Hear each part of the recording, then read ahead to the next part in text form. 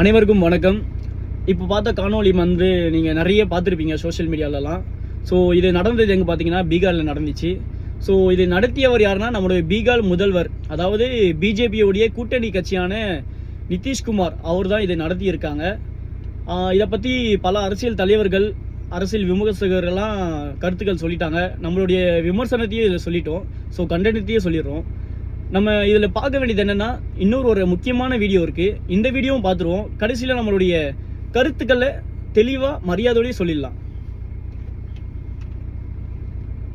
अरे वो भी तो आदमी है ना, पीछे नहीं पड़ जाना चाहिए। छू दिया नकाब तो इतना हो गया, कहीं और छूते तब क्या हो जाता है। तो आप ஓகே. ஸோ இவர் யார் பார்த்தீங்கன்னா நம்மளுடைய மதிப்பிற்குரிய மகாராஷ்டிராவுடைய மினிஸ்டர் இவர், அதாவது நம்மளுடைய பிஜேபியோடைய கூட்டாளியாக இருக்கிறாரு. இவர் என்ன சொல்ல வர்றாரு பார்த்தீங்கன்னா, இப்போ அந்த பெண்ணுடைய முகத்தில் தொட்டதுக்கே இவ்வளோ கோவம் வருதுன்னா வேற எங்கேயாவது பின்னாடி தொட்டிருந்தா என்ன ஆயிருக்கும். அதாவது ஒரு மதிப்பிற்குரிய ஒரு மினிஸ்டர் இப்படி ஒரு பேசுறது, அதுவும் நையாண்டித்தனமாக சிரிச்சு கொண்டே பேசுறது பெண்களுக்கு ஒரு பயத்தை தருகிறது. இது எப்படி எடுத்துக்கிறதுன்னு தெரியல. அதனால தான் நாங்கள் தமிழ்நாட்டில் சொல்கிறோம் பிஜேபி வேண்டாம் என்று. இந்த மாதிரி செயல்கள் பிஜேபி தமிழ்நாட்டில் நடத்தும், அதனால தான் நாங்கள் வேண்டாம் என்று அழுத்தம் பூர்வமாக சொல்கிறோம்.